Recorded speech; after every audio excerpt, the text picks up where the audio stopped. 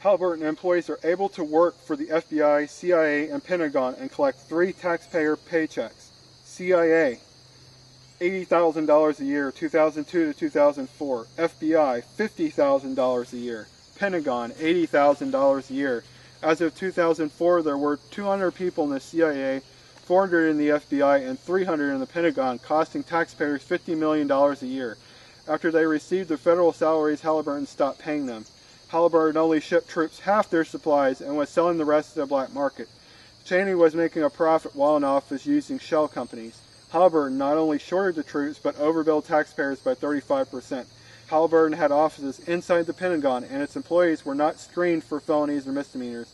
Halliburton sold 1,000 toasters worth $19.95 each for $1,891 apiece. Halliburton personnel worked for the Russian embassy and installed encryption codes and encryption algorithms for the NASA satellite now in orbit.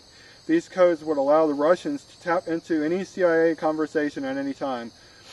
The mole was Cheney's friend, and Cheney would not arrest him.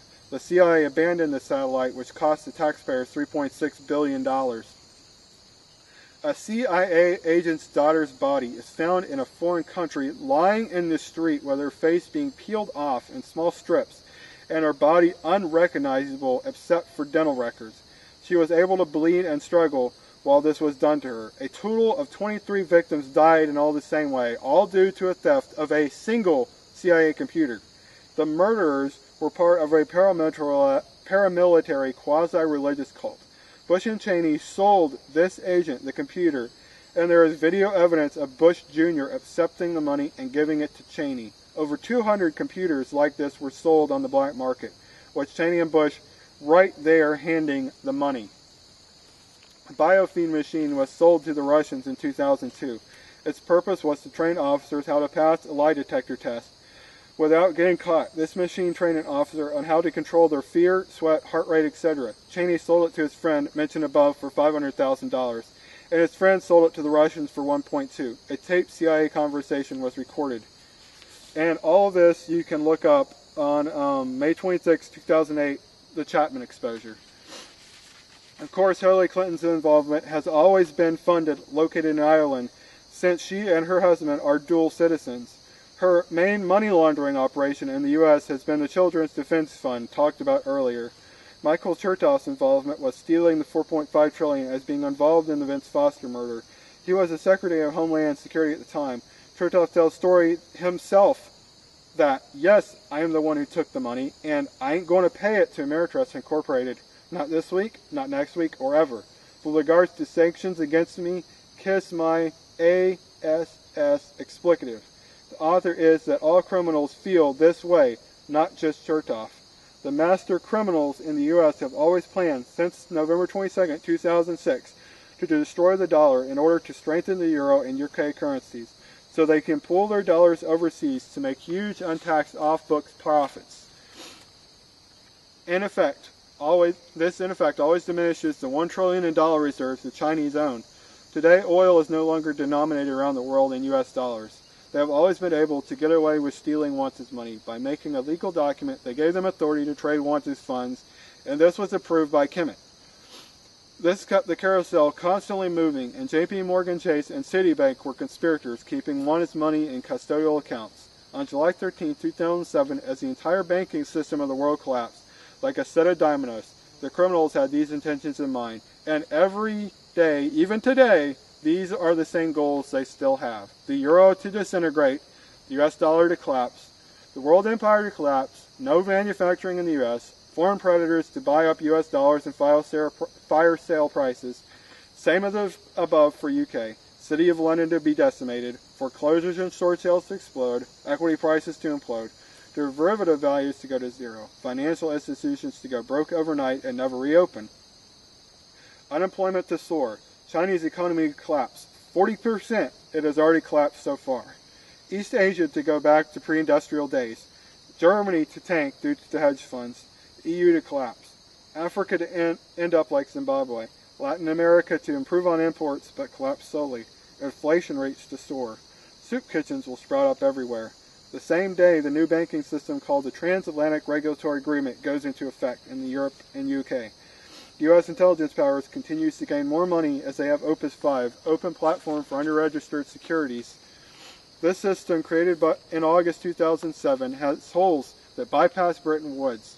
The banks that regulate this system are Bank of America, Credit Suisse Group, UBS AG. The CIA banks that established it are Citigroup, Lehman Brothers Holdings Incorporated, Merrill Lynch and Company, Morgan Stanley, and Bank of New York Mellon.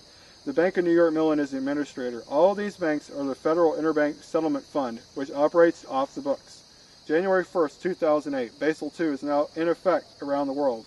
As Basel II is now in effect, almost all the derivative banks collapse. They have little or no liquidity to stay afloat. These are Bank of America, JP Morgan Chase, and Wachovia. If they collapse, the criminals buy up their assets at fire sale prices.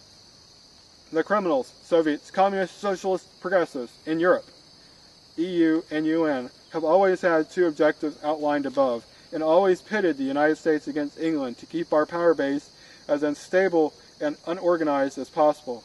They know that we defeated them once in World War I and again in World War II, and they don't want the same to happen again. Angela Merkel is one of the worst, and she is the main kingpin of the Germans have.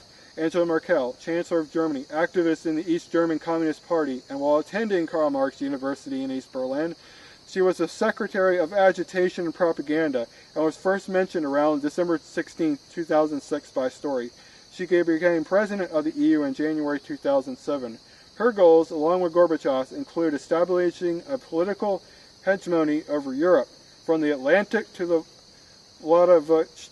The strategy involves an advanced form taking out Britain, U.S., the main enemy.